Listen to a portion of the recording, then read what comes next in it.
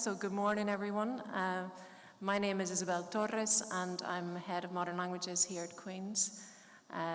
It's a real pleasure and a privilege to welcome so many of you, teachers and pupils, to what is our inaugural Festival of Languages and Careers, which is going to be a wonderful event. So this is a very special celebration. Across 3 panels this morning, you'll hear from current language students, from former language students, and from some very special guest speakers. And they are going to draw on their own experience, their own expertise, and remind us just why and how languages matter. So for cultural enrichment, for personal growth, for career enhancement. So some of you are probably thinking about next steps. Might be what subjects that you're going to take for A-level or university. You might be planning to come back to Queen's or to another university for open days. You may do some research, hear from lecturers who are obviously going to be passionate about their own subjects, and they might tell you, for instance, that arts and humanities graduate is a sharp critic, a good communicator. I think you'll hear a lot of that today. A person who knows not what to think, but how to think. And recent events would tell us that's exactly what the world needs now. So if that's what an arts and humanities graduate is, then what of the language graduate who can think and act and problem solve outside the box of their own world, beyond the confines of their inherited linguistic, cultural boundaries? That must be a much greater asset. Heard someone recently say it's sort of a superpower. Imagine you have a superpower. So when we welcome our students to UCAS Days, we tell them that a language degree is about being a global citizen, about being in the world and seeing the world differently, that the course that they're going to embark upon will not just give them knowledge, but a whole range of skills, not to do a particular job. Everybody thinks about, what they're going to be, but to be confidently positioned to step up and grasp a whole range of opportunities as they emerge whenever or wherever they emerge. So in other words, what you're going to hear about today and what you should be thinking about is not wanting to be confined to be something, but to be able to do a whole range of things. And as you'll hear today, when our students and graduates share their experiences with you, they've really taken us at our word. So what I would ask you to do is really listen to them, learn from them, because the world really needs articulate, intelligent, open-minded young people like you to lean in now more than ever. And as you listen, look out for all the different ways that you can pursue a love of languages. The multiple subject combinations, degree programs with 2 languages, increasingly including a language you've never studied before that you take at beginners, languages in another humanities subject that you're passionate about, like history or English or politics or international relations, integrated programs such as business, accounting, law, maths, geography with a language, and we are constantly extending that portfolio. From next year, for instance, Queen's will be unique in offering a joint honours degree in Portuguese and Irish. And we hope the next year or 2 to have even more joint combinations that we can tell you about. Another thing I would say is that there's a real narrative of crisis that you need to be wary of. And you'll hear about it and you'll see about it in the media. But look around you. You're not alone. And the response to this initiative from schools across Northern Ireland has been overwhelming. We could have filled the Whitla Hall 3 times over today. And we are very grateful and very appreciative of the continued support of teachers and pupils from Northern Irish schools. So I thank you all for coming. I thank all our speakers who have travelled from various parts of Ireland and the UK to take part. They're very loyal, they always come back, and we're very grateful to them. We'd like to welcome and thank Damien Vial, Research and Innovation Department of the French Embassy in the UK, and Jose Jimenez Serrano from the Education Office of the Spanish Embassy in the UK for travelling to be with us and support us today. I thank all my colleagues who have helped to make today possible, especially Dr. Fiona Clark, who have been in touch with all of the teachers. This was her idea, and unfortunately she's not able to be with us. We're grateful for the support of the Faculty of Arts, Humanities and Social Sciences and the School of Arts, English and Languages.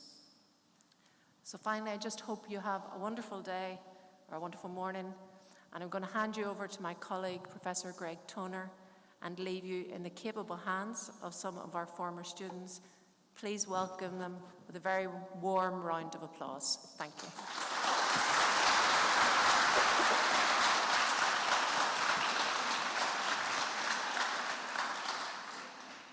Thank you very much, everybody. You're all very welcome to our first panel. I'm delighted to have these former students of ours. I was going to say former languages students, but you never stop learning a language. This is one thing you learn. There's always more to learn as you go on. But it's a great panel that we have here from different walks of life, different industries, etc. And we hope that it'll give you some sort of insight into what a languages degree will do for your job prospects, what you can work in, how you can use a language, the benefit that a languages degree would actually give you.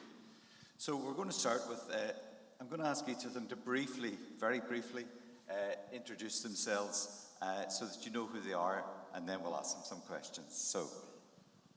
Hi everyone, my name is Daniel. Would you like me to attempt to describe my... Okay. I work at a company called GLG. It is an expert network firm. Never thought I'd end up here, but essentially, if you're thinking of investing in something, you give us a call. We'll find an expert who can help you make that decision.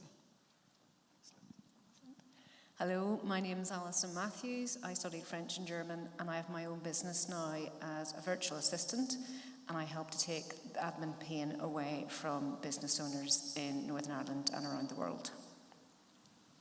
Morning everybody, I'm Emer Callahan. I studied French and Spanish here at Queen's quite a few years ago, and I'm head of experience and industry development at Tourism Northern Ireland, which means getting to work on lovely things that people like to do when they come on their holidays here.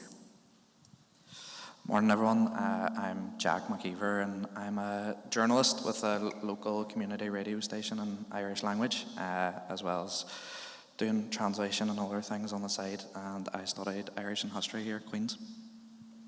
And hi, I'm Caitlin Fittis. I work for PwC as a technology consultant, and I studied Spanish and then did beginner's Portuguese. That's brilliant. So a whole range of different people there. So I'm going to start with a few questions. So I'm going to start by asking Daniel, because as Isabel was saying, language is really all about communication. And communication skills is one of the things that we really attempt to develop within a languages degree. So Daniel, how have communication skills that you learned in your languages degree set you apart and given you an edge within your business career? Yes. So when you're first entering any sort of business or company, you're starting essentially a competition with the people that you started with. And having spent 5 years studying French and Spanish with my fellow students, I'd become used to a certain level of high communication standards. When I joined the company, however, I became quickly aware that suddenly my communication standards are much higher than those who did not study languages. So although I only studied French and Spanish, I didn't have that business edge. Business is just learning facts. It's knowing, facts and statements versus a language is a skill, how to communicate, how to express yourself clearly.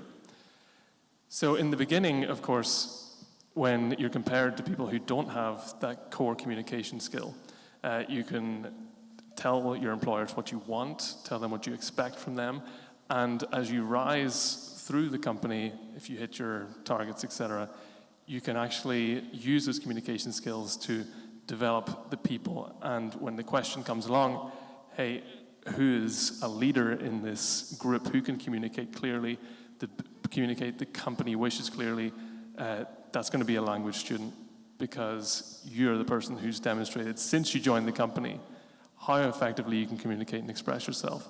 So you're going to be the obvious choice and differentiate yourself once the opportunities come along within business. Could I just ask you to follow up on that maybe? What is it about the way you study a language or what you do within a language degree that actually makes you a good communicator? I think Isabel actually covered it really well. You leave a language degree having changed how you think. Now, there's a really basic thing that I'll point out, because a lot of people aren't self-aware of it after they study a language. If you're on social media at all, you'll see how people communicate. They'll use lots of filler words. They'll walk around their point, talk around it for maybe 5 minutes when their point could have been expressed in really one sentence, and they've used a million filler words in the process, like, with a languages degree, if you do that in another foreign language, you are not going to score very highly on your oral exam or your test. So you need to find out how to communicate without those filler words in the most efficient way possible. And that's what differentiates you. A manager in a business doesn't want to have a 40-minute conversation with you to find out you could have expressed it in 5 minutes. And that's what a language degree helps you achieve. Excellent, thank you very much. Caitlin, I saw you nodding away there when he was talking about business. Did you want to add something there on languages in business? Yeah, you work for PwC. Yeah, so I was just agreeing because I think that the context that both of us work in is similar in being that business environment. When I applied for the job that I applied for in PwC, there was no mention of languages anywhere, but it ended up being, what Isabel said earlier, like kind of my superpower. I joined this firm with people who had done computer science, computing and IT, aerospace engineering, mechanical engineering, business management, thinking, I'm just an art student. We had to go around and introduce ourselves, and I said I studied Spanish and Portuguese, and I felt people that were there with me looking at me going, why is she here? Is she in the wrong room? But actually, someone in the room said, I'm so excited about you. It was one of the senior leadership team, and I said, why? And she said, because you wouldn't believe the amount of times we get contacted needing language skills, and there aren't many. I don't actually know of any Portuguese speakers about, so we're really excited about you. So actually, in business, you may not be like applying for a role that needs a language specifically, but actually having it makes you even better. And just agreed with everything you said about communication skills and everything that I did at university and school as well. All of those kind of softer skills are what has prepared me for the role that I currently do. That's great, thank you very much. Alison, could I turn to you, because you've had a very varied career, both here and on the continent. How has your degree in French and German, wasn't it? How's that helped you build that career?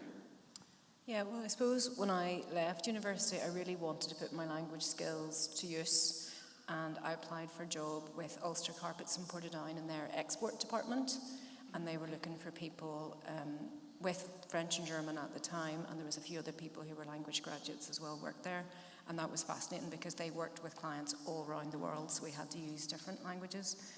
And did they employ you because of your French and German at the time? That's what they were looking for? Yes, they had actually advertised the role as bilingual sales administrator, I think the job actually was, yeah. So there was a few of us who did that. And then I got itchy feet because I'd spent a year in France in the mountains, and I really wanted to go back. So I had a job with First Choice, the ski company, and I worked for a season in their resort office, which was in the middle of the French Alps, really in the middle of nowhere. But we lived in the chalet. The pay was very poor, but you got to live in a chalet, had lots of fun, and you could ski out of your chalet down to work in the morning, so that was pretty fun. Why did you leave that? Yeah, well, it was just a season. These things are always a season. And then I came back to Northern Ireland, and I worked in the tourist office at Visit Belfast for a while, where they're always looking for people with languages. And at that stage, EasyJet really had just started coming into Belfast, so you had all the French and the Spanish flights coming in, and they used to come en masse to the tourist office back in the day to ask what there was to do in Belfast. So yes, it was, those jobs I did in Northern Ireland. And After that, I went through the whole EPSO process where you can apply to work in the European Commission or the Parliament in Brussels, and I actually got that job, but at the same time I applied for a job in Luxembourg to work in the European Investment Bank, which is outside that loop, and they were looking for bilingual personal assistants, and they really liked to employ people who were native English, because actually a lot of the working language in the bank, because of all the nationalities, English was the common language, and I had French and German. That was a big bonus. Yeah. So you were getting jobs because of your French and German, but did you find also that the skills that you developed doing a language degree actually helped in that, and what particular skills would that have entailed? Yeah. Well, I think it's very interesting when we're all talking today about communication, but I think such a large part of that is listening. And when you're learning, and it's funny that we all recap there what Isabel said, because I think when you're learning a language, you're always looking at people's faces, you're looking at their body language, you're picking up on what they're saying verbally, but also the body language is a very important thing. And I think that has really stayed with me and helped me really develop my business over the years as well, that I can gauge what people are saying when they're not saying it. Yeah. That's great. Emer, do you feel that languages graduates are better placed then to go into a management position, say, for example, in work, and why would that be? Yeah, I think just reflecting on what the panel have already said, I think language students and language graduates are born communicators. You know, they're adaptable, they're flexible, they're able to work with their people, which I think is increasingly important in a world where there's AI and there's tech everywhere. There's still a real need to connect with people and to bring global teams along with you in different projects. I recently read an article from the World Economic Forum which stated the top 10 skills for the workforce of the future. And the first one was communication skills. Next one was empathy and emotional intelligence. And actually the third one was active listening. So I think whenever I looked through all those 10 skills, 9 out of 10 of those I had covered really well in my degree in terms of resilience, flexibility, being able to adapt to very difficult and different situations. I'll always remember my year out in Queen's was going to be a language assistant in a beautiful town outside Madrid. But my first day there was my 21st birthday. And I just remember all my other friends, we had great nights out in Belfast for their 21st birthday. And there was me landing in this town in Spanish, in Spain, having only done 2 years of beginner Spanish in Queen's, and I had to find somewhere to stay. I had to find, where the school was. I had to meet up with the teacher that night, and 2 years of beginner Spanish, whilst good, it's not that great whenever you're thrown into the middle of the situation. So I always think that really sums up the great skills that you learn. So out of the 10 skills of the future, 9 of them were covered, and the only one that wasn't covered was AI, because it wasn't invented whenever I was at university. We just about had an email address, which I was very proud of. So I think there's lots of great skills at language students that absolutely set you apart. As Caitlin said, languages mightn't be dictated in the job description, but whenever you get into the role, you bring so much value to that. Whenever I started work in Tourism Northern Ireland, languages weren't on the job description. However, I had just joined, and next thing, there's a group of Spanish journalists that are coming and a TV crew who need to be shown around Titanic Belfast. Do we have anybody that speaks Spanish? Up my hand. I got 3 or 4 days out of the office working with this TV company. So there's lots of additional benefits, and I think language students really then have that edge over other colleagues. I absolutely understand communication skills. Listening skills communication is about listening as much as about speaking, and speaking succinctly and getting to the point, etc. Emotional intelligence is a really interesting one. I see people nodding here. You do think that how has learning a language developed emotional intelligence? I think it's back to the listening. Whenever you're a language student, you are actively listening to what somebody is telling you. You need to read the room, read the situation, and be able to respond to that. A part of my role at the minute is tourism careers, and you know, it's the first time ever that we have 5 generations in the workforce. So we've older people, we've younger people, and what we notice is the older people have great communication skills, but their tech skills are not great. And then we have younger people who have amazing tech skills, but their communication skills aren't up to scratch. So we need to have that transfer, and that emotional intelligence only comes from talking to people and being able to engage with people, read the situation, read the cues that maybe somebody's not happy or not content, or there's something that needs to be picked up on. And I think language students are really best placed to do that. And that's really honed through all the presentation and the group work that we would have done as part of our degree here in Queen's. Yeah, I see people nodding at emotional intelligence. Does anybody want to add a little bit more to that? I'll tell a story. I think we've all found ourselves in this position, but I mean, at the base of it, you empathize with people who are struggling to communicate, because when you start learning a language, you're saying, you know, like, I went to the swimming pool. When you really want to, you have all these emotions that you want to express. So there's been many times throughout my life where I've run into somebody who's maybe on that journey in English, and everybody, especially in this country, is talking extremely fast.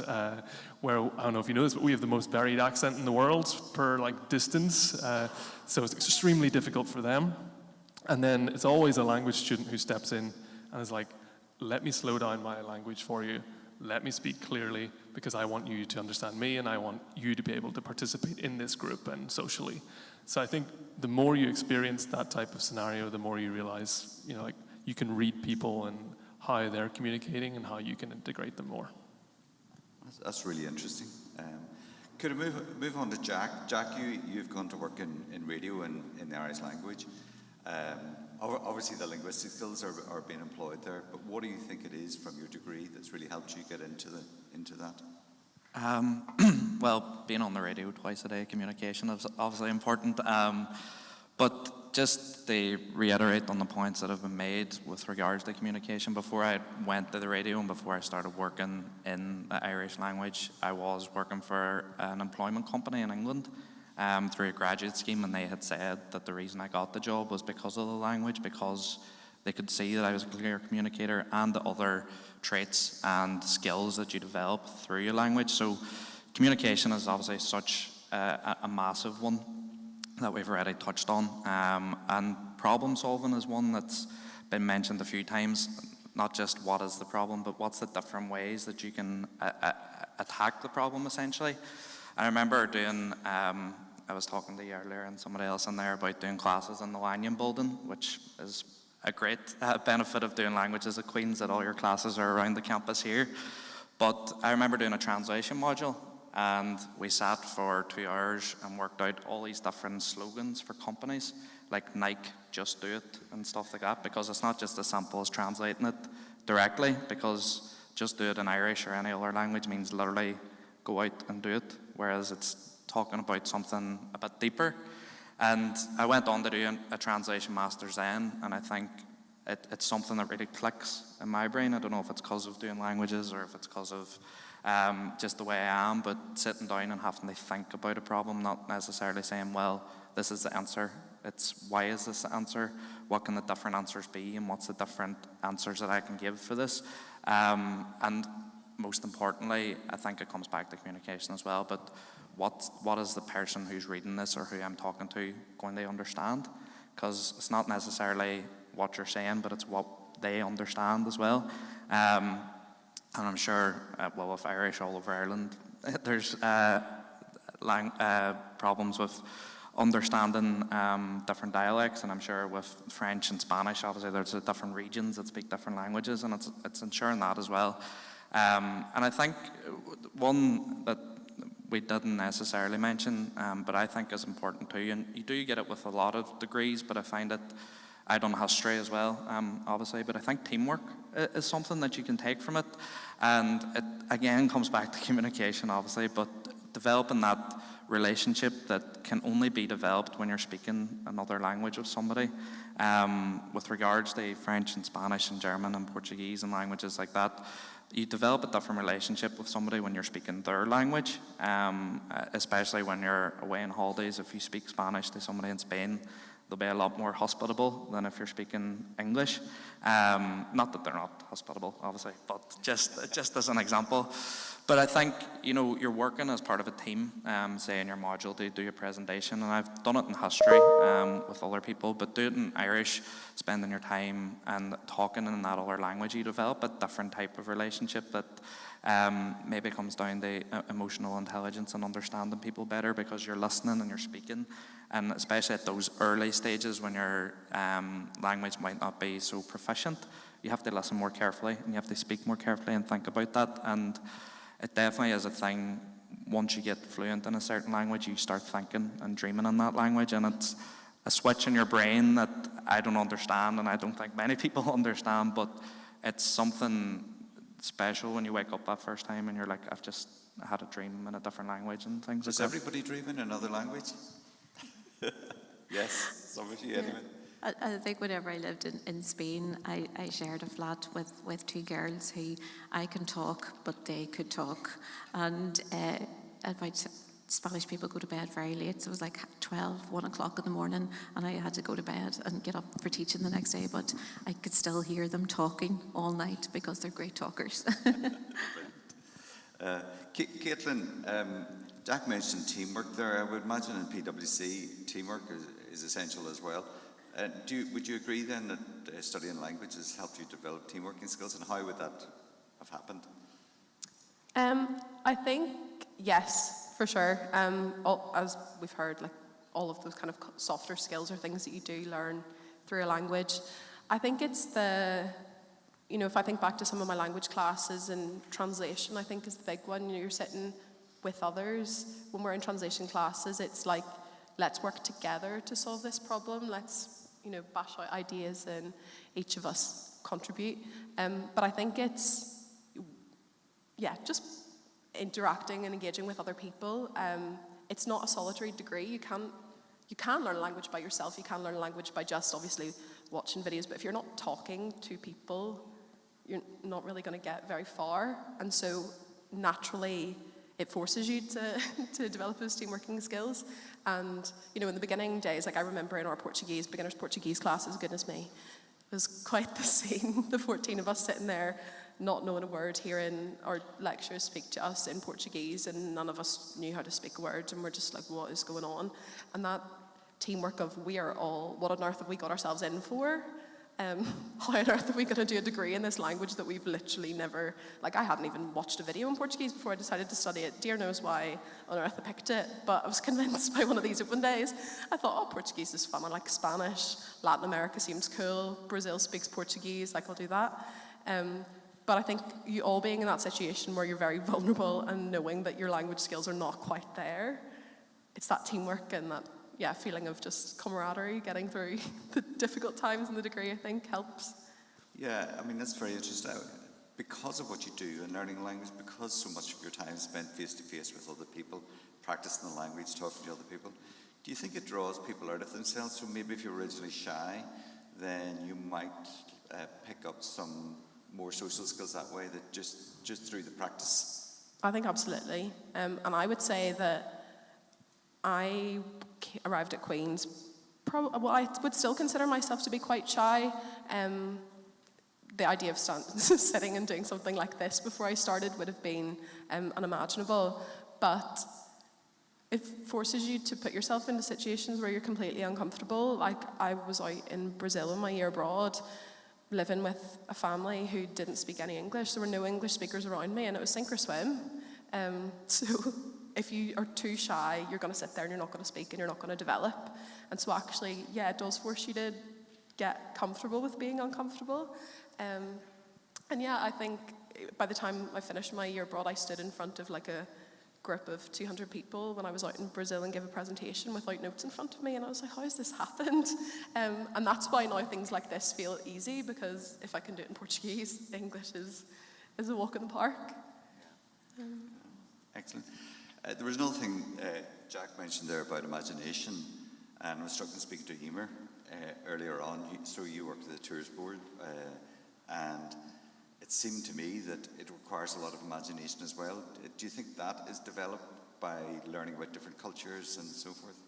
Yeah, I think so. I think, the ability to think creatively would be a skill that's very pertinent in tourism, but also in many other careers as well, trying to find solutions to problems and working with teams. And I think, that's really ingrained in a language degree, where you could be doing a module on Spanish art or French literature, and you're really immersed into that world, and you're trying to think creatively and interpret it and respond to, I suppose, the brief, and as Caitlin said, discussing that with groups. So I think that creative thinking is a fantastic skill to come out with, and I think it's really prevalent in teaching and learning languages. Yeah, so lots of interesting things. There are different skills that maybe we might not immediately think of in terms of imagination, team working, and so forth. We're thinking immediately of communication skills, but there's an awful lot more going on within that. So you have all now been working for various lengths of time, some for longer than others maybe. You may have sat on interview panels and then seen it from the other side. So I just wondering how you look at possibly incoming employees in terms of their language skills. Are you looking directly for language skills, or are you looking for those softer skills that they will have developed within their languages degree? Yeah, Daniel. I can kick us off, at least. I will say it's noticeable when someone is a native speaker of the language who grew up in Spain or France, for example, and you join the interview with them, and they have proven their French and Spanish skills, clearly. They're great at language. But when you are interviewing someone who studied a language and spent 4 years learning how the world works in that country, the language and everything behind it, they just have an edge, whether it's sort of a wider worldview or, as we said, better communication skills. A very high EQ, emotional intelligence, is very clear when you're speaking to them. So I would say it's noticeable when someone has studied and done a degree in languages versus just having on their CV that they speak French or Spanish. Yeah, I was going to say, I work in technology, so obviously did Spanish and Portuguese, didn't do a master's or anything, just applied straight into a role in the world of technology. And I'm sure a lot of you have had experiences kind of listening to people that are very, very technical, like techies, trying to explain things. Like, they find it quite hard at times to actually distill that down into language that your ordinary person can understand. And a lot of what my job involves is us going into companies and implementing this brand new technology. But the people that we're working with on the ground are the people who do the jobs day in, day out. And if you have someone who's an expert in a software or infrastructure going in and trying to speak to someone like my mum who works in a company who's just doing her job, they find it really, really challenging actually to do that. But I get really excited when I see new people in the team who are more artsy, because I know that they've got those skills. I know that they have the ability to go in and say, okay, let me rephrase. It's actually translating from English to English, but translating from a more technical language into that normal business speak. So I'm translating every single day, just kind of from English to English rather than using the languages. I do use the languages quite a lot in the role as well. And so I think your question being about, is it the language skills that you're after or the softer skills? I think it's both depending on the context. There's definitely a lot of spaces in PwC where they need languages. I have a friend who works in anti-money laundering. She did Spanish and Portuguese as well. And she has to translate documents from Portuguese and Spanish to English because they're checking whether clients have got partnerships with other countries and making sure that there's no money laundering happening. And she would never have imagined that she would have gone into a role like that, and that in the world of anti-money laundering, why would you need a linguist? But actually, it's needed. So yes, a bit of both. Yeah, I suppose we would actively recruit for languages, in particular with our partners, Tourism Ireland. They run a graduate programme which recruits language graduates for 2 years to go on placement into, say, the France office, the Spanish office, German office, and also the United States office has a location in San Francisco where Spanish is spoken frequently, so languages would be actively looked for.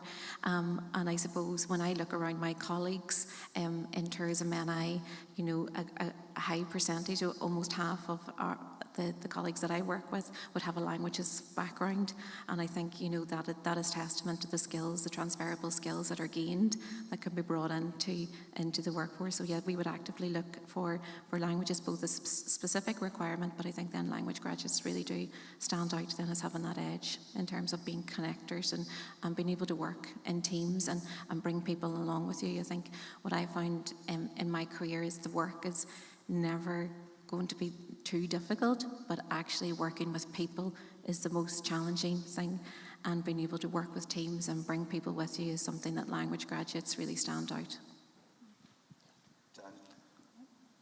Sorry, I want to jump on a point you said. I think it's really important, both Emer and Caitlin mentioned.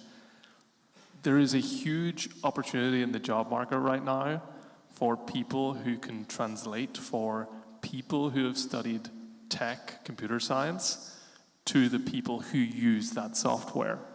So every single company has really techie people developing really intense software for a user who says, why did we spend 6 months doing this? I don't need this. So they need someone who can, as Caitlin said, translate between those two parties. I'm sure you have loads of student colleagues who are saying, oh, you have to go into computer science and tech, that's where the money is.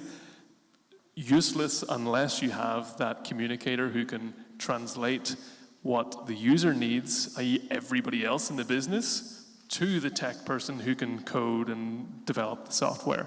And that is a huge gap right now because, as Emer said, we're lacking in communicators, and the language degree is developing those communicators. Yeah, we were chatting earlier, and I think one of the key things is the people who have communication skills, they can go out, they can pick up the other skills as you have done in business skills, IT skills. You can pick those up. The companies can teach those to you. They're quite happy to do that. Whereas if you come with, an IT background, it's harder to teach communication skills if they don't already have those skills. Alison, were you going to add something on that? Yeah, I just wanted to add, if you're interviewing someone who has studied languages and lived abroad as well, obviously the fact that you've lived abroad and you've had to negotiate, like when I was in Luxembourg, I bought a house, that you're negotiating life stuff all the time, and that you've developed all that resilience as well, which is a very important skill to have these days, and to be savvy, and aware of the world, really. I think that's a great skill that you can show in your CV. And I know at one stage my CV I thought it looked awful because I did lots of jobs and it was very varied. And then I realized one day, this is my greatest strength. My greatest strength is that I have done all these things and worked in different sizes of organizations and different places around the world. So it's a brilliant skill to have. That's really interesting. Resilience, because in every class you have to go and you have to speak a language that you're not 100% confident in. You have to keep the knocks and get used to it. So you think that you build resilience. I see lots of nodding. Yeah, I think as well now there's no job for life. Whenever I was skilled, people, my mum and dad was like, oh, no, be a teacher, be this, because that's a job for life. And I was like, that sounds a bit boring. And I think now that's increasingly prevalent, where you may go into one career and then you may go into another, or you may go into another. That varied career path is quite common now, and having that resilience is built up through being able to study languages, switching from French to Spanish and back into English, etc. So you build up a great sort of repository of skills that makes you being able to bounce on to the next job. Brilliant, thanks so much. So can I just finish by asking you all the same question? Have you got one piece of advice on students here thinking about their options in the future? Why should they study languages? What would be your piece of advice to them? What they should do? What options they should pick? Oh, we'll go in order. Don't limit yourself. I would say languages is one of the few degrees where your options are literally limitless. You can go into any company and showcase your communication skills. And as Greg said, They're almost always willing to coach you on the hard skill, which will take you 2 weeks to learn, versus language communication skills, which will take you years and years and years to perfect. So do not limit yourself and choose languages. Excellent point. I would say go for it and grab every opportunity that comes your way, even the ones that look very obscure. Just go for it, because you never know what doors could open. Absolutely, you never know at all. Yeah, I would just say languages gives you great flexibility, so you can either study it as, joint honours or as single honours, but you can also pair it, as Isabel had said in the introduction, along with international relations, with marketing, with communications, with PR, politics, economics. So it's a great accompaniment to, I suppose, other passions that you may have in your life, and it will only bring a benefit to your skills portfolio. I think just on them points, it's so important to keep your options open, and with doing a language, you do that, and also the importance of communication. It's what makes us people, and being able to talk to people and understand people, and I think the ability to do that not only in English but in other languages around the world is really important. I would say don't rule it out. If I were at this talk back when I was at school, at that time I actually wanted to go to music college, and then I changed my mind and was going to do computing and IT. Actually wrote my personal statement for that, and then last minute changed my mind and realised I didn't really want to do that, and thought, well, I might do languages, because I went to a language talk at an open day and I just thought it was really nice atmosphere. And I was in this, between a rock and a hard place, going, do I go down the technical route that everyone says, that's where the money is, that's where the jobs are, or do what I actually love? And my Spanish teacher at the time gave me a really important piece of advice, and she said, Caitlin, it's similar to what you actually said, that, if you do a language now, you can always pick up those tech skills after, but if you do an IT degree, you're never going to be able to go back and add that master's in Spanish and Portuguese. Whereas if you do Spanish and Portuguese now, you can go off and do a software engineering master's, one of those kind of postgraduate diplomas, and upskill and change sector at that point. But start with your languages, give yourself that foundation. So I would say go for it. If you're on the fence at the minute, there's still time to change until that personal statement goes in.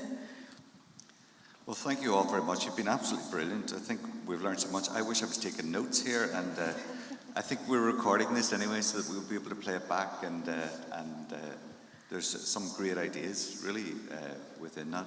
So thank you all very much. We show our appreciation for our speakers today.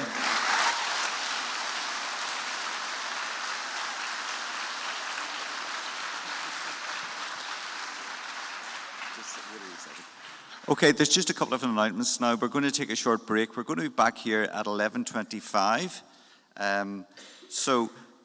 A couple of important things. We run an annual photo competition for students who do the year abroad or who go to the Gaeltacht course that we run as well.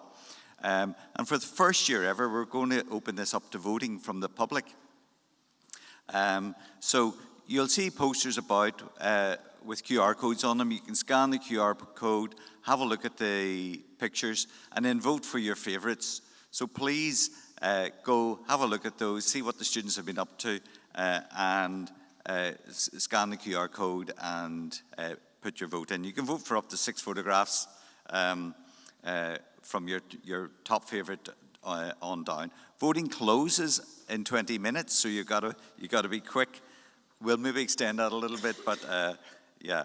And there will be a prize at the end of the morning for 4 £25 book tokens. So a little incentive there. So just teachers are welcome to join us in the green room over on my right-hand side for tea and coffee now. And you know where the toilets are at the back, left and right. Thank you all very much now.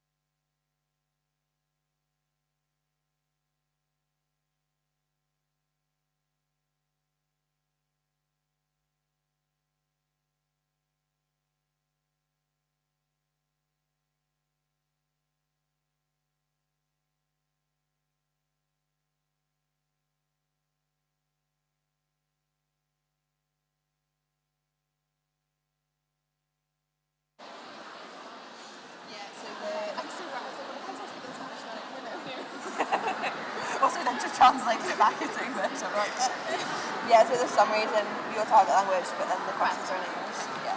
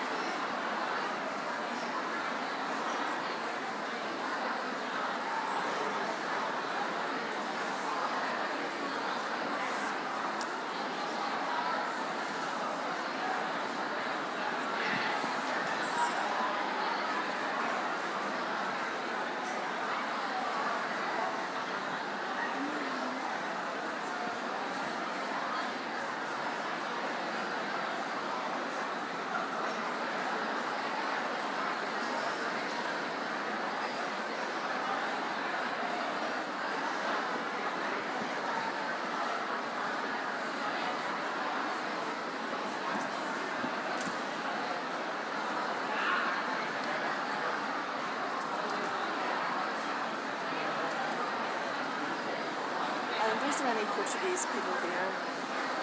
I know, it's like when I start speaking French, everyone just completely switched off and be like, what are you talking about? Or yes, there's going to be some like lecturer or something who's Okay, critiquing welcome back grammar. everybody to our second panel of the day.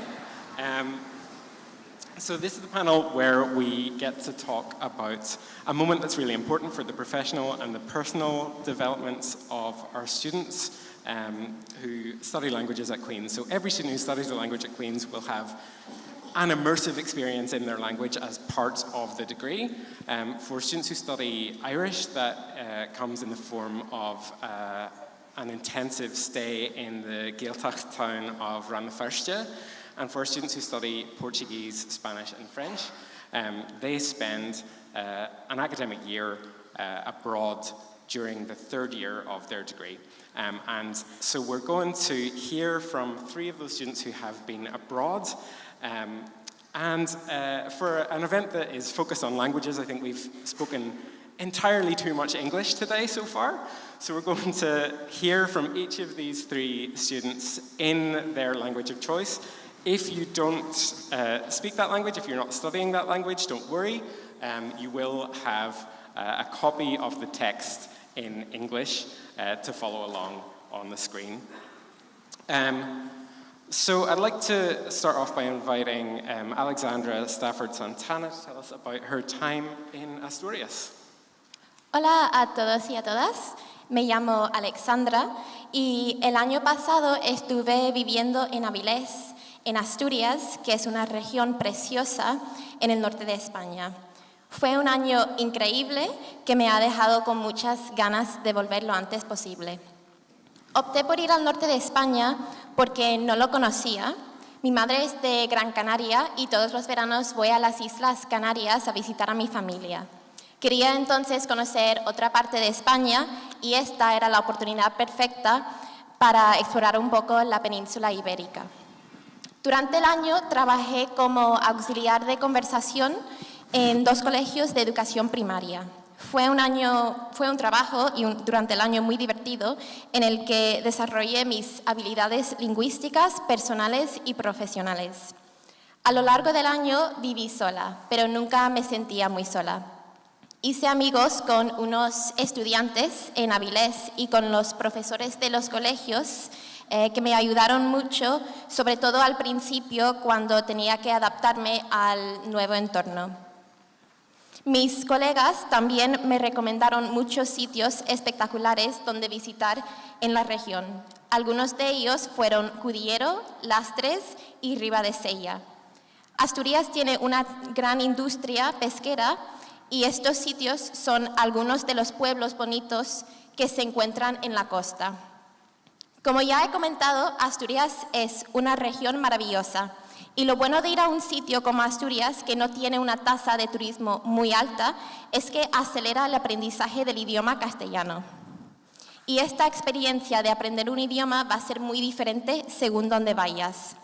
Por ejemplo, en Asturias hay aspectos del dialecto asturiano que influyen en el castellano, pero esto convierte el proceso de aprendizaje en uno que es muy interesante y me demostró que la lengua de un país no es todo lo que se lee en un libro. También una parte fundamental de llegar a dominar un idioma es la exposición. A lo largo del año aproveché de los días que tenía libres para visitar otras ciudades en España. Unas de ellas fueron Barcelona, Málaga y León. Lo que más me gustó de visitar diferentes sitios en España fue que me dio la oportunidad de probar varios tipos de comida. La comida en España es muy rica en todos sitios, pero sobre todo en Asturias. Espero que este resumen muy breve os haya dado una idea de cómo fue mi año en Asturias y de las diferentes oportunidades que se presentaron a lo largo del año. Fue la mejor experiencia de mi vida y sin duda voy a volver, porque Asturias y los asturianos ocupan un lugar muy especial en mi corazón. Gracias. Muchas gracias, Alexandra.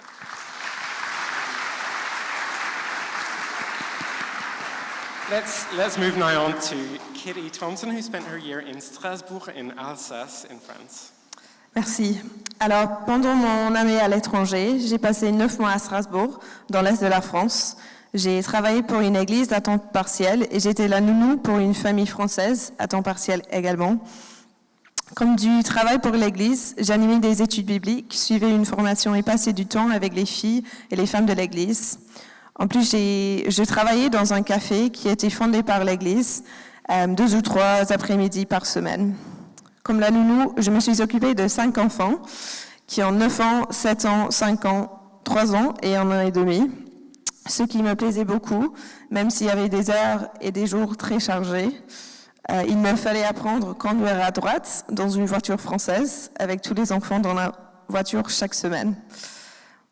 J'avais 2 colocs, une étudiante française et une étudiante albanaise, et j'habitais dans un bâtiment plein d'étudiants, ce qui m'a permis de rencontrer beaucoup de francophones et se faire des amis avec eux. J'habitais au 6e étage et on n'avait pas un ascenseur. Ça me faisait donc un choc au début quand je suis arrivée avec tous mes bagages. Pendant mon séjour là-bas, je pouvais découvrir la région d'Alsace, qui est un peu différente au reste de la France. J'ai goûté la tarte flambée et d'autres délices locaux, comme la bière alsacienne, le vin chaud, le saucisson sec et les pâtisseries. Je suis allée à la cave historique des Hospices de Strasbourg, où on peut trouver le vin le plus vieux du monde en tonneau, le vin de 1472. La ville de Strasbourg a une riche histoire religieuse, alors j'ai visité plusieurs églises et l'architecture m'a émerveillée. J'ai visité aussi Paris, les Alpes et plusieurs villes en Allemagne.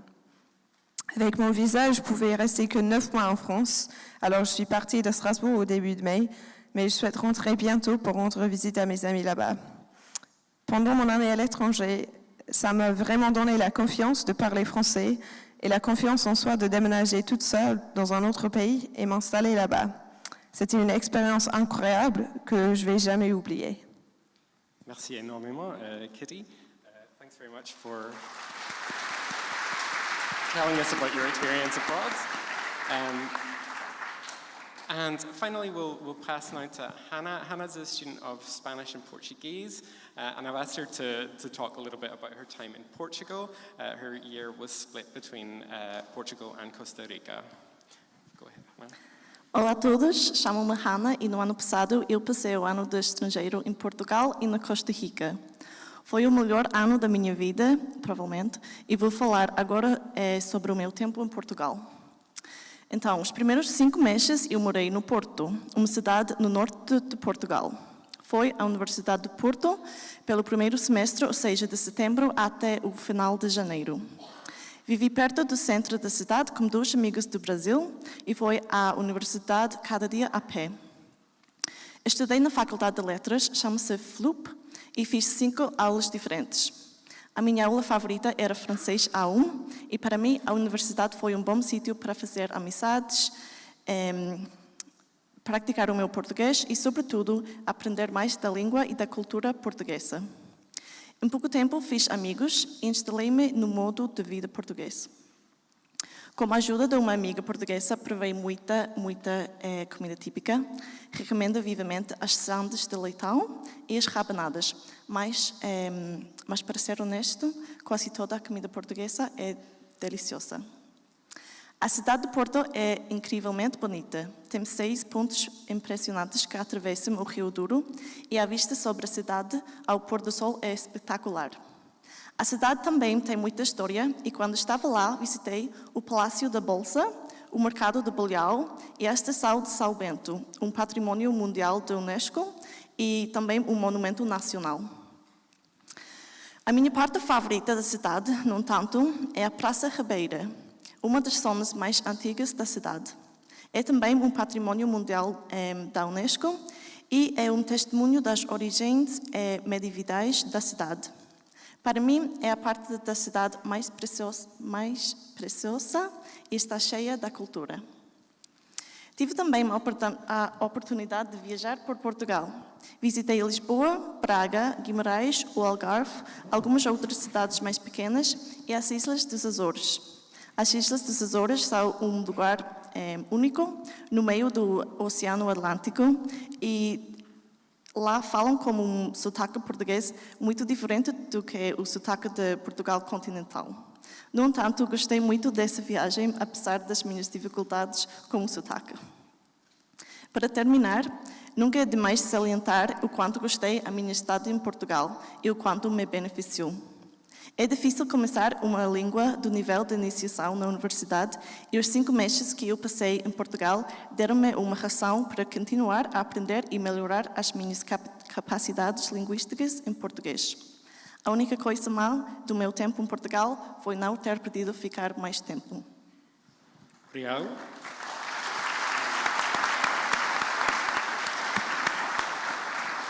Okay, I think we can switch back to English now for a little bit of discussion about some of the very interesting experiences that you've had and quite different experiences. So, Alexandra, you worked as an English language assistant in a school.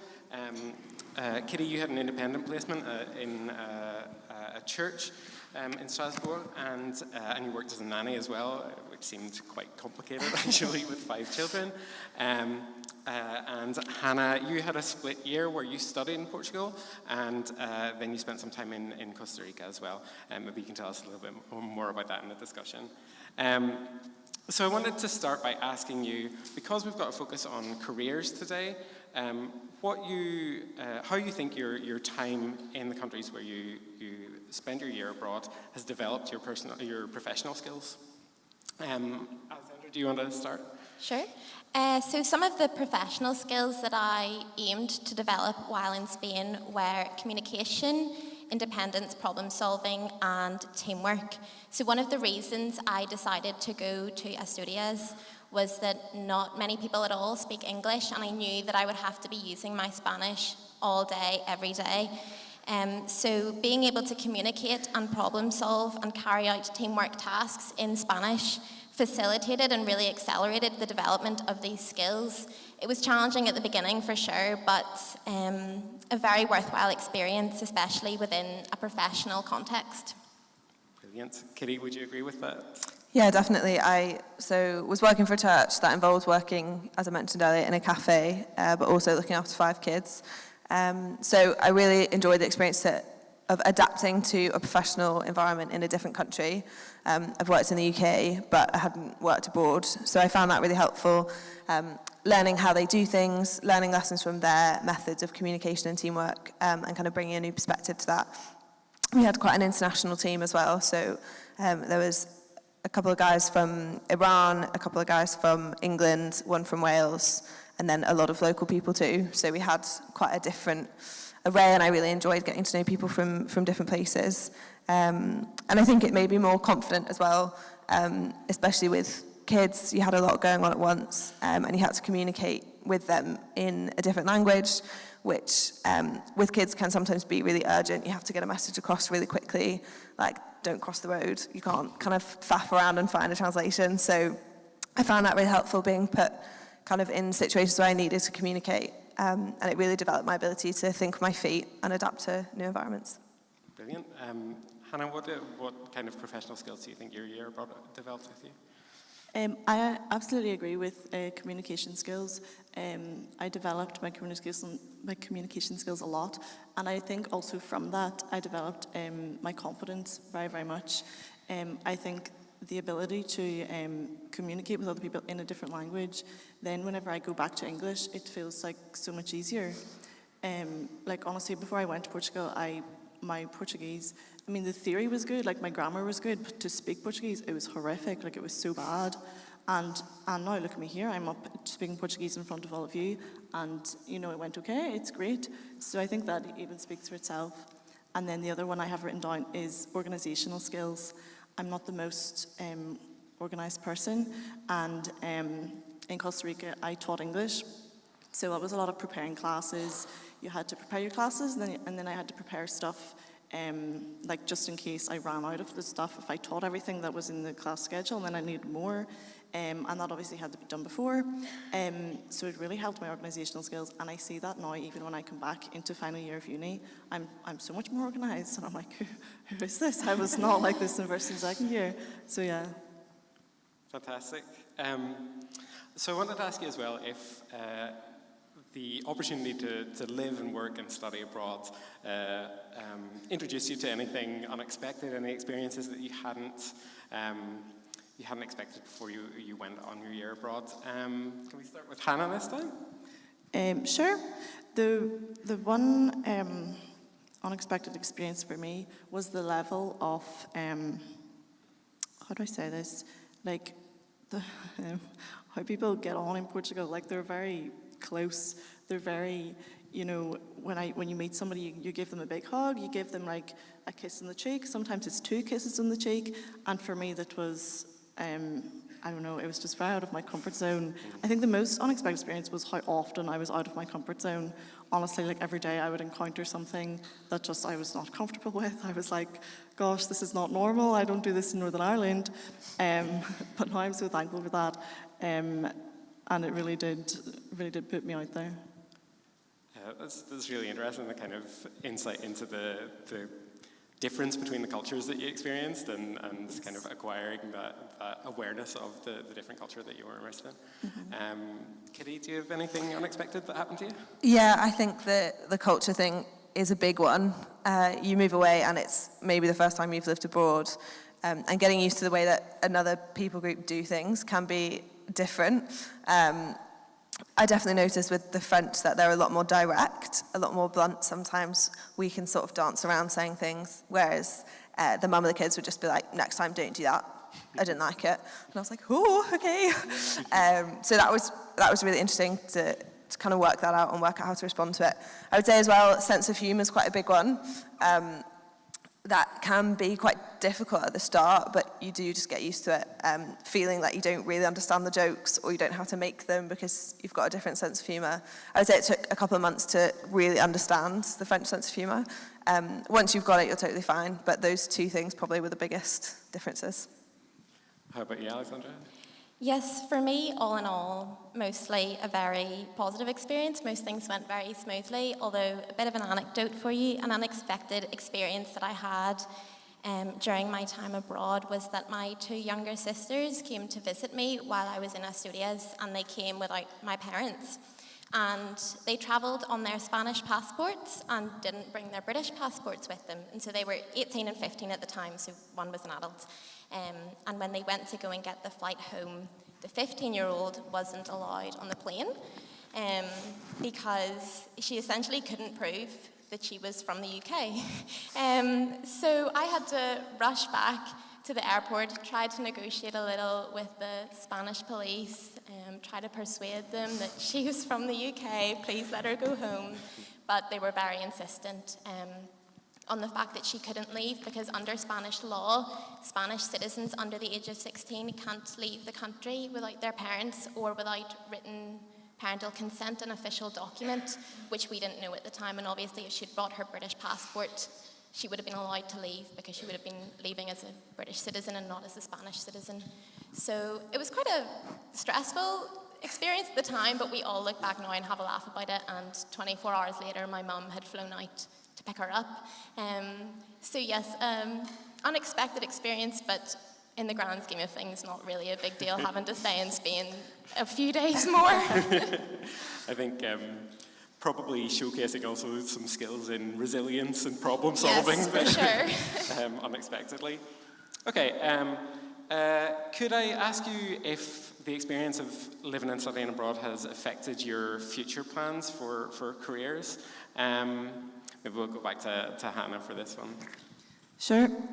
So I thought more about my future plans in Costa Rica as opposed to Portugal, because in Portugal I was just studying, whereas in Costa Rica, so I taught English, and then teaching English, it kind of put me off teaching, whereas now I don't think I would like to be a Spanish teacher or a Portuguese teacher.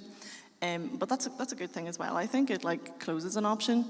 But one thing it did help when I was in Costa Rica, a lot of groups from the United States would come to the center that I worked in, the organization, and not very often they didn't speak any Spanish. So a lot of the time I would end up interpreting for them. Somebody would ask me, can you take them around, or can you bring them into one of your classes and get them to do stuff with the student stuff, and just anything they don't understand, make sure they understand, stuff like this. So that was something then that really intrigued me. I was like, this is quite fun.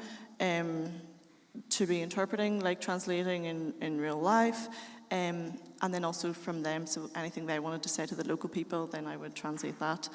So that's what I've been looking into now, interpretation and translation. Brilliant. Kitty, did anything change for your career plans over the year? Yeah, I would say I didn't have a clue what I wanted to do before I came to uni, or really before I went on my year abroad. But I ended up doing an internship with PwC in management consultancy over the summer. And they've got quite a lot of projects with in France or with teams that speak French. And I kind of worked alongside a few people that were doing that. So that's kind of the plan now, is to work for them, try and get onto a French team, and then maybe end up doing some work in France, short-term or long-term. And I'm going to stay in touch with the French friends that are in Strasbourg. They're studying, so they'll be there for a few years, and hopefully get to kind of spend some time with them over the holidays as well to keep the French up. Fantastic. How about you, Alexandra? Yes, so after that experience abroad, I've definitely thought about having languages as the centre of my future career. So throughout the year, I really came to appreciate the importance and the benefits of being exposed to a language 24/7, even just things like hearing conversations on the bus or being in the supermarket. All these little things were so much more beneficial than perhaps I realised at the time, and I would really love to play a part in facilitating that for young people. I currently work 1 day a week in a secondary school as a Spanish conversation teacher, and I would love to pursue that a little more, because obviously I have class to go to as well. So in the future I would love to pursue that, because I've really come to realise just how important language exposure and getting that conversation time in is. I totally agree. I couldn't agree more, Alexandra. We're running out of time for this panel, so can I ask you just to finish off with one standout moment, one memorable moment from your year abroad each. Alexandra, do you want to start this one? Yes, so I have many highlights I could choose from, but one I suppose was a bus trip that I actually went on twice to a place called the Lagos de Covadonga. And these are two beautiful lakes in the Picos de Europa, which is a national park. And the tour guides were historians, and they were able to give us so much detailed information and really interesting facts about all the history attached to this place. They also advised us on what type of Asturian food to eat, where was the best place to get it, and things such as typical dishes such as cachopo and fabada were what I personally found to be the most delicious.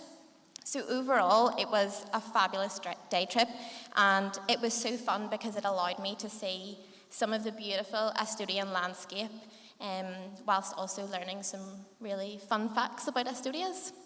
Great. How about you, Katie, in Strasbourg? Yeah, I think probably one of my favourite moments, the family that I nannied for invited me on holiday with them to go skiing. I wasn't actually skiing, I was looking after the baby, but the rest of them went skiing. And so I had the baby with me all day, and I just got to walk around the Alps, like incredibly beautiful, amazing place to be. I'd never really experienced the Alps in winter. So absolutely loved it. Got to spend more time with the family, have become really, really close to them, and they're actually coming to my wedding in the summer. So you really do make connections that will last a really, really long time. The year abroad is such a amazing opportunity, and that holiday really solidified our friendship. So I really enjoyed it. Fantastic. And Hannah, just to finish off. Yeah, I have so many as well. I chose one from Portugal. But in Costa Rica, I've seen so many animals like sloths, crocodiles, and other scenic things like a volcano. I swam in a warm river that flowed down from an active volcano. All those things are really cool. But one cool thing from Portugal was I was able to climb I said in the thing that Porto has 6 bridges that cross over the Douro River, and one of them you can climb it, the inside of it, and it's the only bridge that you can climb in Europe. Well, legally. And so I was able to climb it. The bridge is really, really cool. I ended up doing my Portuguese oral exam on it, a presentation part, because it has so much history and culture to about Portugal. But it was so cool. I love adventure, so I climbed up to the top of it, and then at the top they give you a little thing of wine and chocolate, and it was epic. It was great. Yeah. Thank you all so much for sharing your experience of the year abroad with us. Can I ask everyone to give them a round of applause for their contribution today?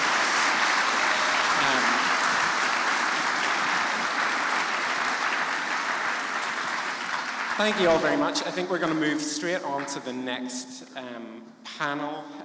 So there'll be a couple of minutes while we're changing over. The next panel is about career and cultural opportunities with languages, and it's going to be Dr. Claire Moran who's going to chair that panel. Thanks very much, everyone.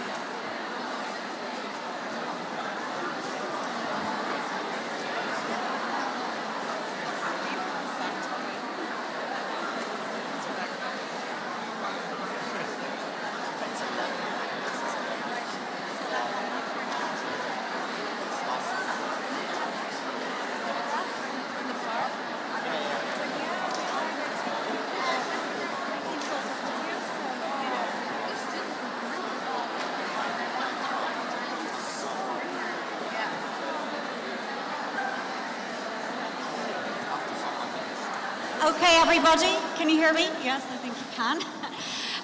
My name is Claire Moran, or Moran, you might call me that. I'm the head of the French department here. It's wonderful to see you all.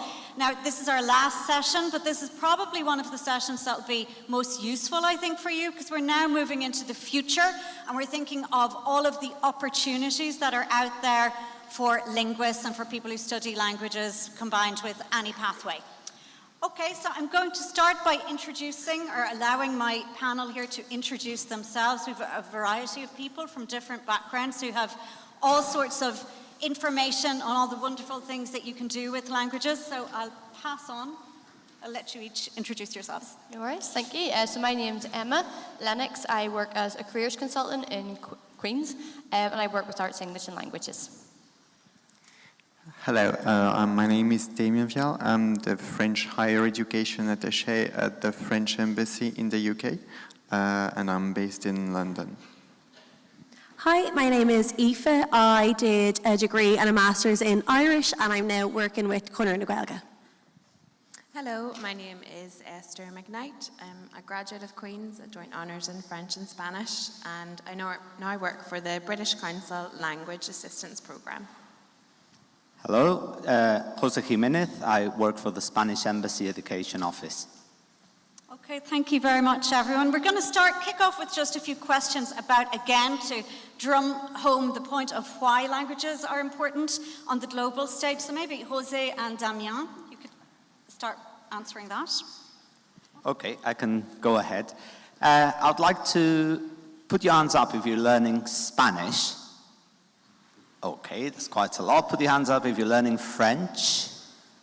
Excellent, okay. And I'm guessing a lot of you come maybe as well from like bilingual context, like I was myself. I was lucky to be born in a family in which Catalan and Spanish were spoken, okay? And that led me to study languages, even though my mom wanted me to do medicine, okay? But I went against her and did languages as part of my degree.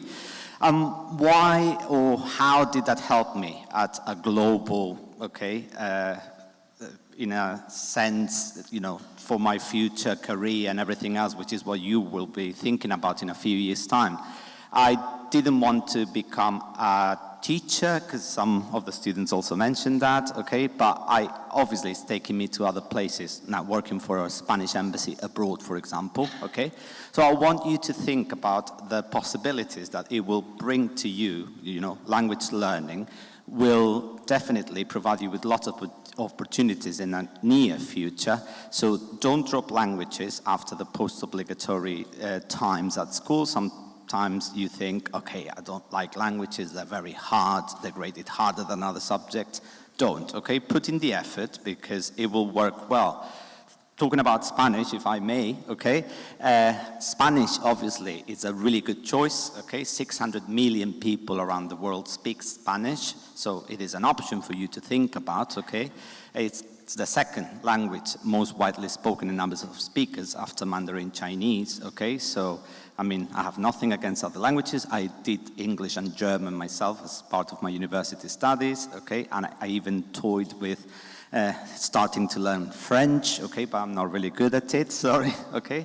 So just think globally, okay, because I want to also highlight the importance of think globally in the sense that you're not, okay, you're from Northern Ireland, okay, you're studying here with your classmates, some of you are probably bilingual, or one of your parents speaks another language, so make the most of those things, okay, because when you go out there to the global labor market, so to say, you'll be competing against, I don't like the word compete, you know, but you'll be against other people who maybe speak 4 languages from scratch, you know what I mean? So languages are important, okay? So I really want you to think about that when you're considering your future options, okay? Thank you, Jose. And Damien?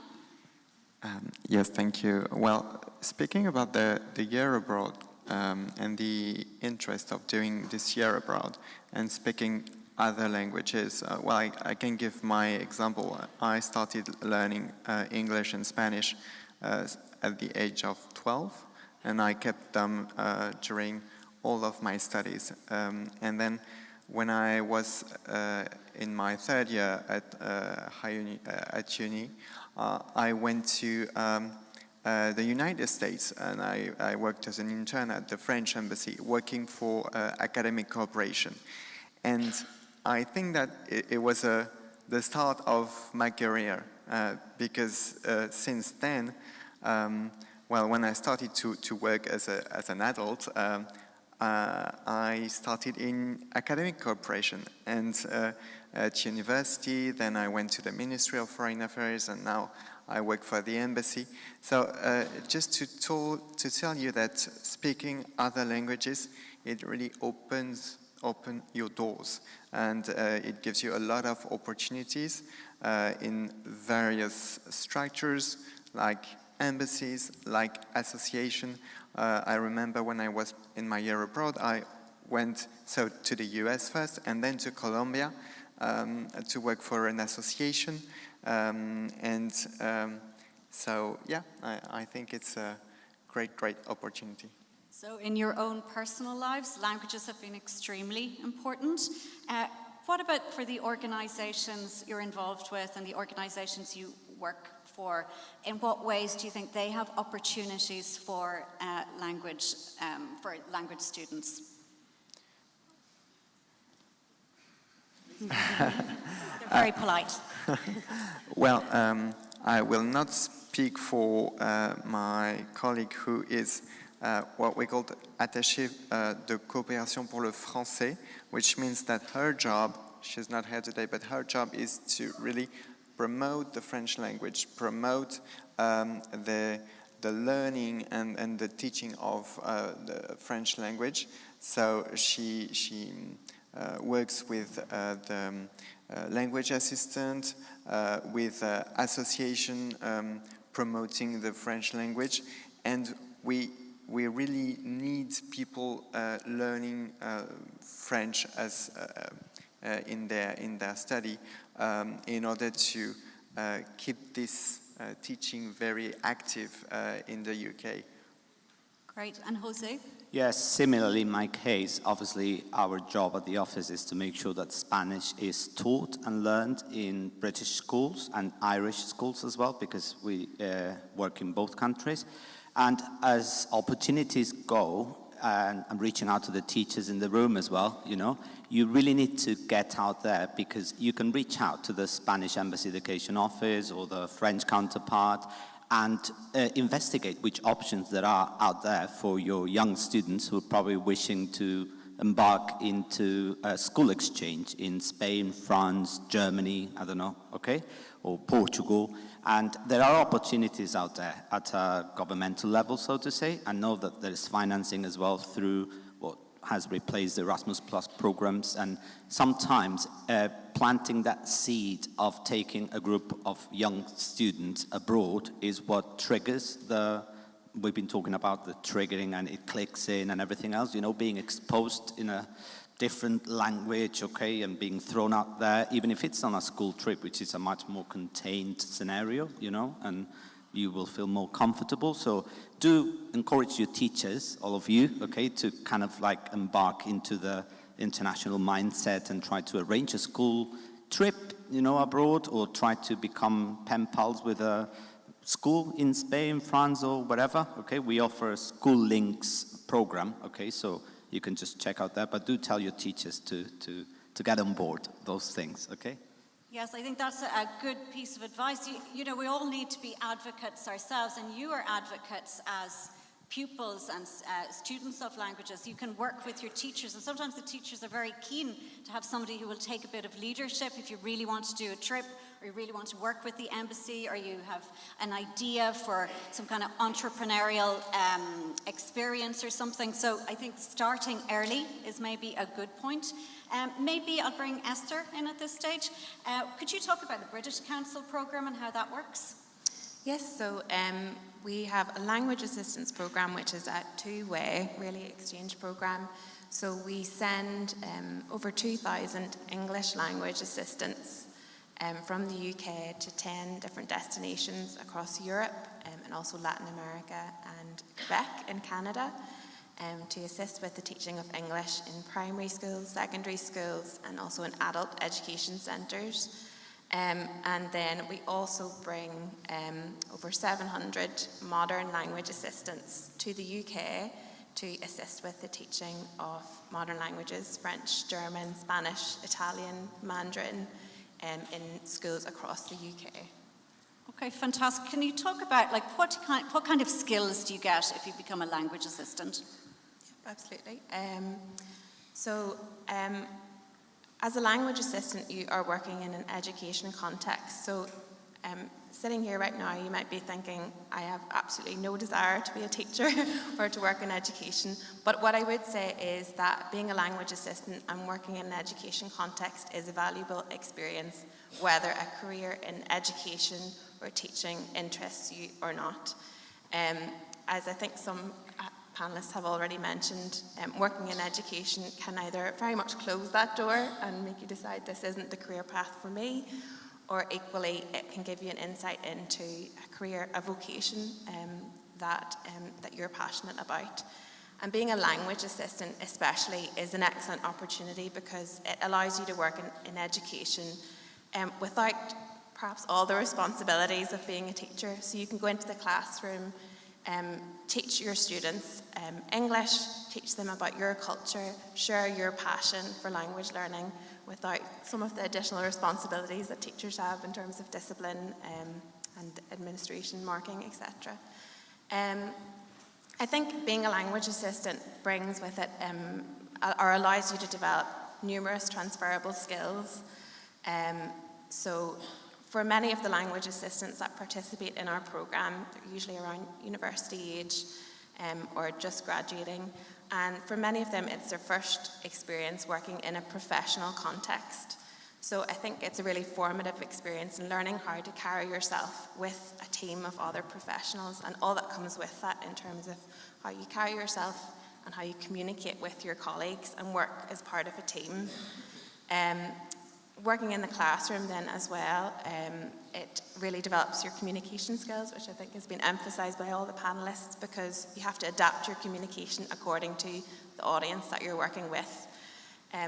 I was a language assistant in an adult education centre in Leon in Spain, and I can distinctly remember, even though it's over 10 years ago now, I can distinctly remember my first lessons where I went in and assumed that, of course, everyone would absolutely understand me and what I'd soon discovered was a very strong Northern Irish accent.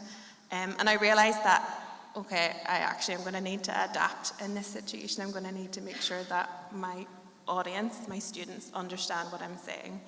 And I think that's a really invaluable skill, thinking on your feet. I'm sure all the teachers in the room will agree that you have to think on your feet when you're working in education and be flexible and be adaptable. And I think other panellists have mentioned as well, working in a professional context, you have to be organised, you have to manage your time effectively. And as a language assistant, you're working between 12 and 16 hours a week. So it's a really good kind of initial experience into working, but not in a completely full-time role. Yes, and I should say it's a fantastic opportunity, and all of our students here at Queen's have this opportunity if they study languages. So we work very closely with the British Council, and one of the wonderful things about it is you get to be a student. You're still part of the Queen's environment, but you are abroad and you're getting paid while you're there. So you can travel around. I think we have to mention the travel, because that's really the fantastic opportunity of being a British Council assistant. So you get all the skills, you have that side of things, but you still get to have lots of fun, isn't that right? And, meet up with people from all around the world. Yeah, absolutely. I mean, when you become a language assistant, you become part of a really broad network, and that's something I've discovered, working, for example, in the British Council. And even today, with the other panellists talking, so many people have had the experience of being a language assistant, and it's something that really connects you to a broad network. And whilst you are a language assistant with our programme, we provide you with the opportunity to connect with other language assistants wherever you're based, so you can travel and visit people who are in the same boat as you at the weekends and really experience the whole country and the whole culture. Yes, and as a student then, you're getting these professional skills, but you're also, being paid so that, for the parents out there, when you go home and they say, oh, well, are you going to do a 4-year degree? You have a year where you're actually you're doing a professional job, which is not very few degrees can hand you that as part of your degree. And maybe as part of that, I'll turn over to Emma now, who can give us a little bit more background on all of the skills and opportunities that are there for graduates from languages at Queen's or more globally. Hi, nice to meet you all. What I would say, you've heard so much today about the different skills, and I don't need to repeat them all again because you've heard them. Employers are really looking for people who can adapt, and they're looking for people who are curious. Okay, and you get that through a languages degree. Being adaptable will always be having a career plan, because a career plan can change, life can change, stuff happens. So the fact that you're able to adapt and move with it is so important. So it's been talked about, the World Economic Forum bring out their top 10 skills for the next 10 years. They brought out 2025, and languages maps directly against 9 of them. And the last one was AI, which you can create. But can I really encourage you that you're not just your degree title, it's the skills that you take with you, okay? You've got the language skills, it's how you use them. So I'm a little bit of an anomaly in this panel because my language is stopped at French at GCSE. Sorry. Well, he's as well. But that curiosity never went away. So when I was at Queen's, I studied at Queen's, I did English and History of Art. Nobody cares about my opinions on History of Art. I don't know why. I have so many opinions on money. But the skills that I got from that degree, I've taken with me into lots of different places. I ended up learning Danish. I've had to learn Japanese. I've worked in India. I've worked in Brussels. I've worked in lots of places, and I've had to pick up these languages. And I'm like, I wish I'd kept that on. I really do. But employers are looking for people who are curious, people who are adaptable, and languages people can do that. So please don't understand that skill set. And you can enjoy the language degree. I think behind it all, you're all here because you enjoy languages, and you're going to be parts of like-minded teams of like-minded people, and you can't really underestimate the importance of that. Maybe I'll turn over to Aoife now. Could you talk a little bit about what kind of opportunities are out there for graduates of Irish? Yeah, absolutely.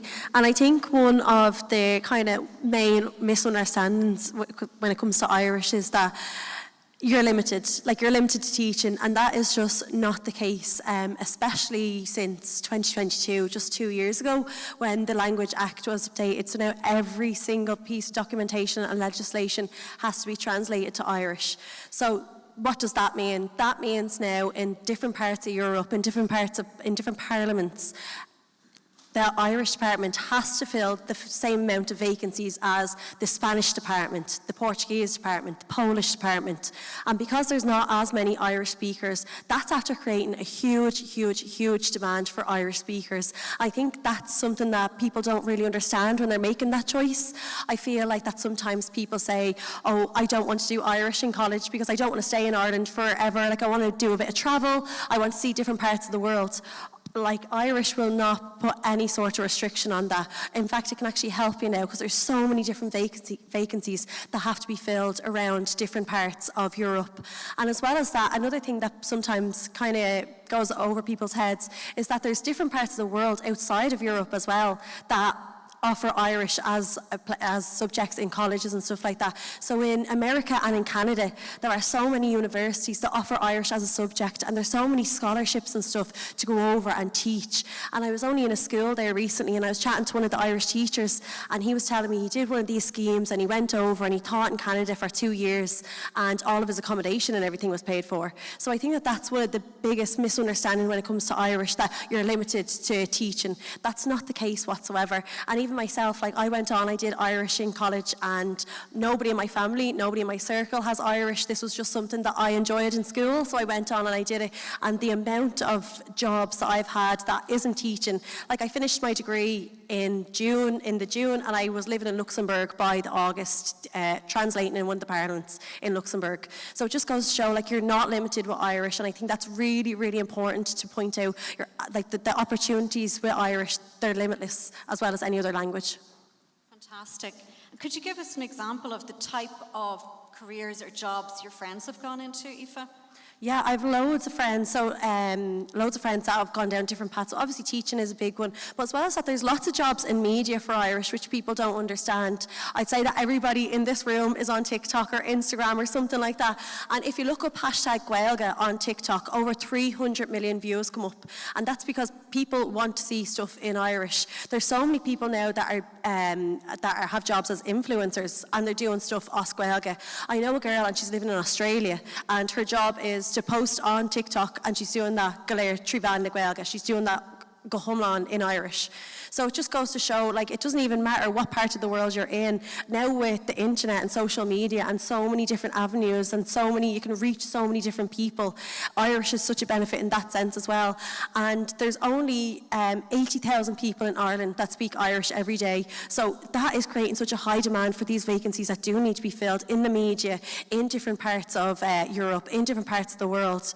So it just goes to show that if you did want to do Irish and you're saying to yourself, like, after spending my whole life in a classroom, I don't want to spend any more, I don't want to be a teacher, you don't have to be. I remember when I was going to college and I told my mum that I was doing Irish, and she was like, well, do you want to be a teacher? And the killings in the house, because I was like, I don't want to be a teacher. And she was like, well, then you're not going to have a job. And I actually made it my business then to prove her wrong. So it just goes to show there's so many different avenues in media, in translation, interpreting, proofreading, all these different avenues that you can go down with Irish, just like any other language. There's no limit when it comes to Irish. That's wonderful. Thanks so much, Aoife. I wonder if everybody here could maybe imagine how you would talk to parents who are not in the room, because I know you're all going to have to, at some level, if you want to continue to do languages, discuss that with your family, discuss that with other people. How would you go about suggesting that you wanted to do or study languages? How would you convince somebody to study languages? Okay, go first. Okay, I've got a good one for that one. I can take this in the bigger UK context, because I did some research with academics who teach language. I said, what's the biggest problem you're having with your language students? And they said, postgraduate study.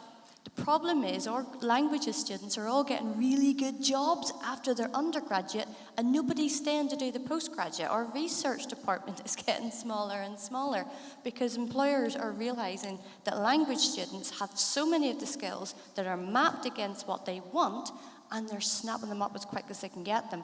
So the research departments are actually getting smaller. So if you do want to try and say to somebody, this is why you should study language, tell them it's because the workplace is looking for you guys. Great. Damien, what would you say? Well, speaking a foreign language, it really opens door, and it will give you a global career. Speaking about French, and we are speaking about Francophonie, it's 56 countries who are part of the Organisation Internationale de la Francophonie, so 56 countries, and it represents more than 300 million people speaking French. So it will allow you to build new connections and to really open doors. So 300 million people. I think we need to kind of broadcast our facts a bit more. We don't have STEM in the room, but we can do our own STEM here. So 300 million people speaking French. That should be enough to convince anyone. Okay, Aoife, what would you say? Well, you already did this with your mother, so you can do a repeat performance.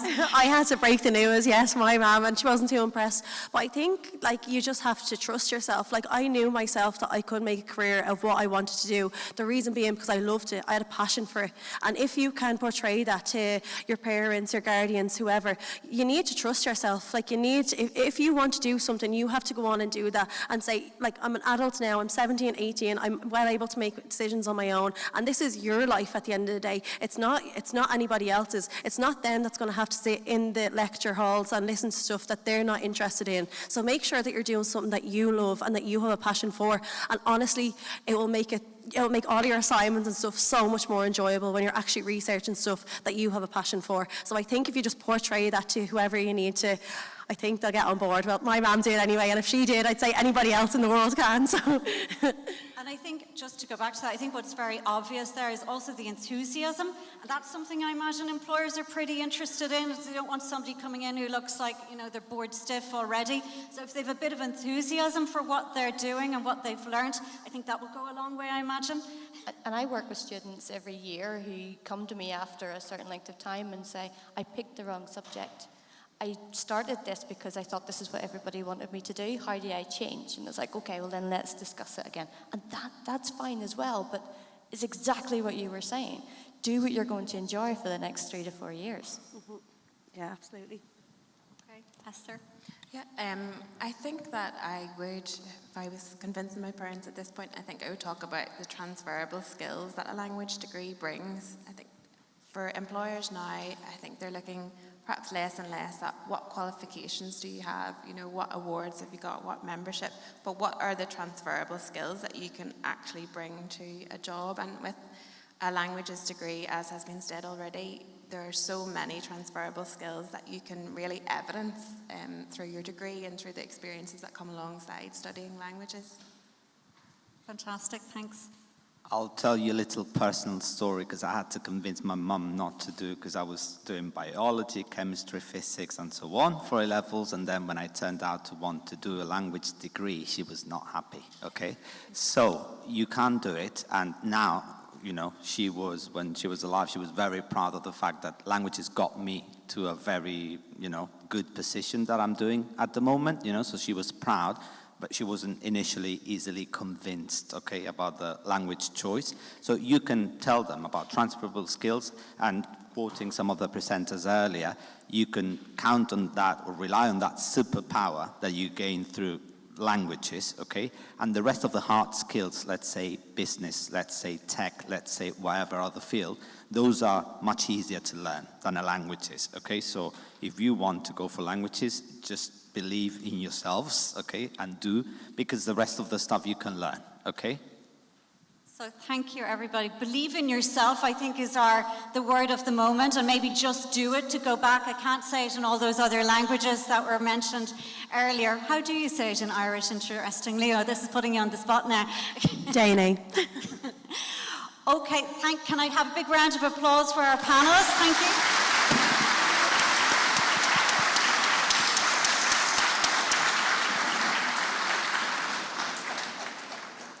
Okay, I think we're drawing to a close, so you'll be having your lunch soon. But before that, we have this big reveal where we will be working out who won the fabulous poster competition. The slide is not working, so how you're going are to do you your doing? wee number Tonight, generator? five? Yeah. Okay. Okay.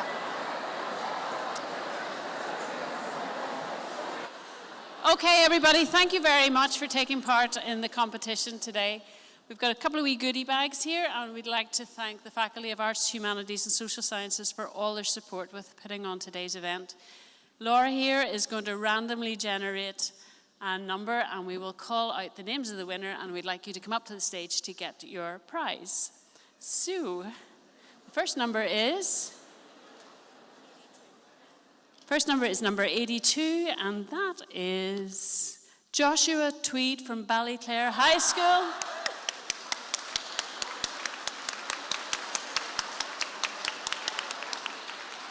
Come on up, Joshua. Do you want to do the second one as well? We'll do this, yeah.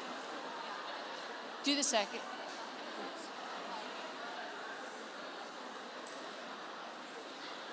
Yeah. Yeah. Practice for graduation. Okay. This is a practice. Oh. All right. Well done, Joshua. Oh, that was very loud. Big crowd. And one day we might see Joshua walking across this stage for graduation. Try it out.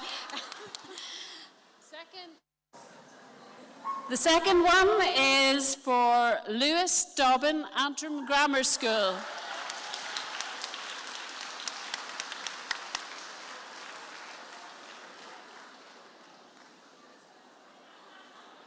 Third, 21. Gosh, all low numbers.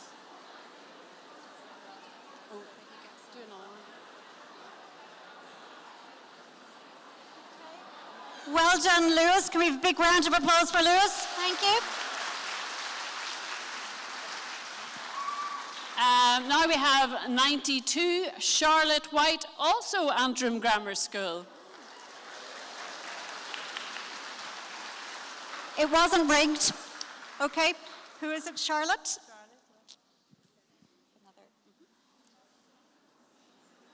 Okay. Okay. Big round of applause for Charlotte. Thank you.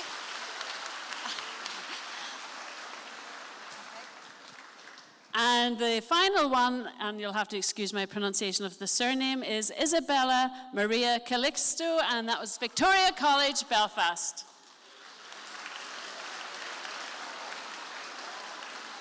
What's her name, her first name? Isabella. And if you just say that the winners of the competition will be revealed on our social media, Instagram page. Okay, congratulations to Isabella. Big round of applause, please. You can walk that way. Go on, try it out. So our winners will be revealed on social media. We expect that you are all following us already on social media, on Instagram, Facebook, you name it, we're out there. We hope you've had a lovely day. It's been so wonderful to see you all. Thank you for engaging in such a rich way with everybody, with their panelists. I'd like to say a big thank you to the panelists again, but also to the organisers, to your teachers who have really been wonderful in bringing you here, and a big thank you to each and every one of you. We hope you've had a great day here at Queen's, and we hope to see you back here very soon.